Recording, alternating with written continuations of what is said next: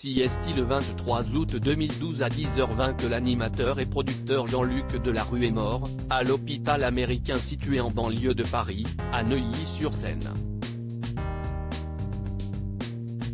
Après avoir créé certaines des plus grandes émissions de télé du paysage audiovisuel français dans les années 90 et 2000, Jean-Luc Delarue a succombé à un double cancer, de l'estomac et du péritoine, une membrane à l'intérieur de l'abdomen, à l'âge de 48 ans. Pour les 10 ans de cette tragédie, TF1 revient sur la vie et la mort du créateur de Réservoir Prod.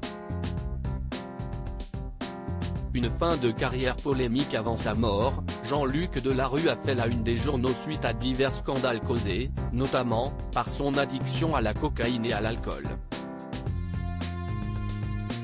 Impliqué dans des affaires judiciaires, il est écarté du petit écran par France Télévisions qui préfère se détacher de ce personnage haut en couleur dont les frasques pourraient ternir leur image.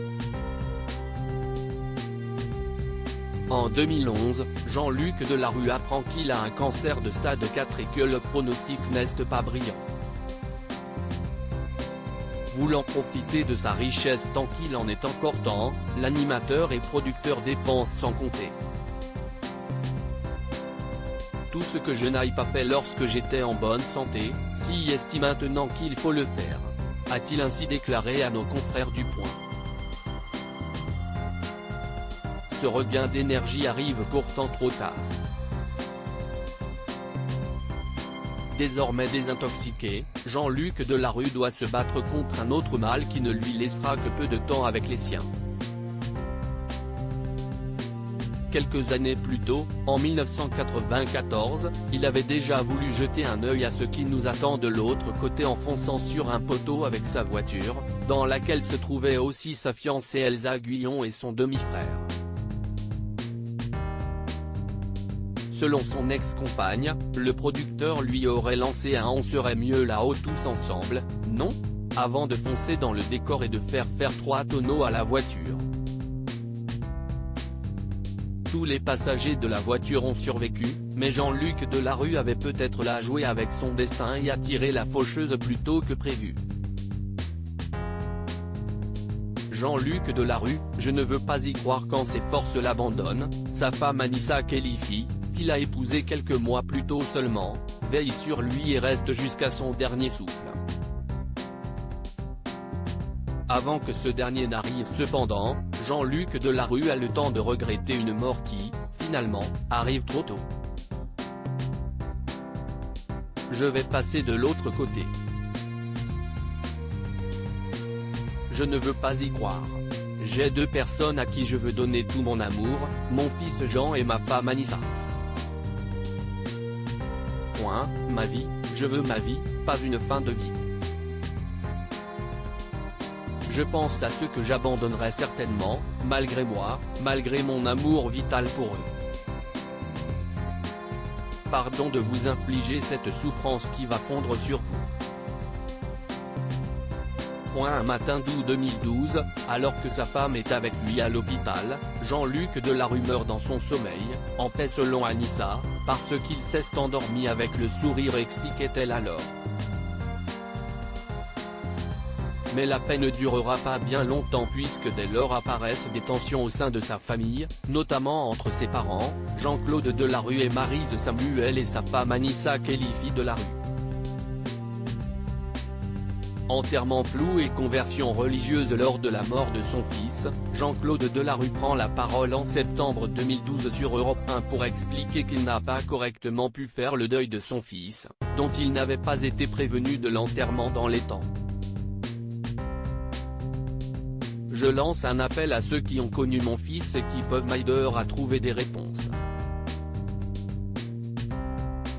Jean-Luc est mort jeudi 23 août à 10h20, et je n'ai appris sa mort que vendredi midi. Ce délai particulièrement long est justifié, par le père de Jean-Luc Delarue, par le fait que sa femme n'ait pas partagé avec lui toutes les informations nécessaires. Pourquoi ne m'a-t-on pas prévenu du lieu et de la date de son enterrement? J'ai dû me battre pendant des jours et des jours pour savoir où mon fils a été enterré. Et le père de l'animateur mort va plus loin et n'a pas hésité à faire une déduction dès qu'il a appris que Jean-Luc Delarue aurait été inhumé au carré musulman d'un cimetière de banlieue parisienne. Selon lui, il a dû d'une manière ou d'une autre faire un acte de conversion avant le mariage. Quelques jours avant, il l'avait évoqué. Le père de Jean-Luc Delarue est ainsi persuadé que son fils est devenu musulman peu avant sa mort. C'est ce qui expliquerait aussi la confusion autour des enterrements, sur lesquels il est revenu dans un épisode d'Héritage en décembre 2021. En fait, il y a eu 2 enterrements successifs. Mais ça, on n'a pas été prévenu, je n'ai pas pu dire adieu à mon fils. Nous avons été invités à une drôle de cérémonie au Père-Lachaise.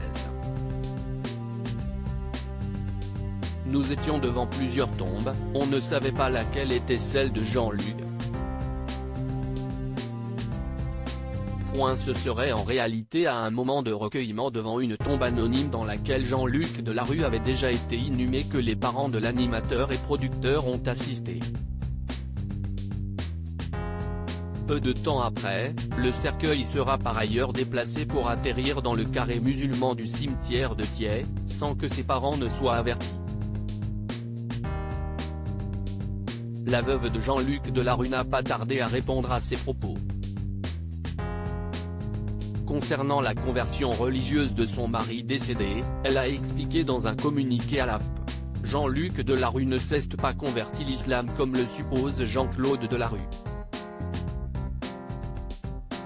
Il était de confession catholique et baptisé. Il aura cependant fallu attendre un deuxième communiqué pour qu'Anissa finisse par dire quel était le réel endroit où son mari a été enterré. En attendant, Paris Match avait publié une photo de la tombe que nos confrères ont située dans le carré musulman d'un cimetière de région parisienne.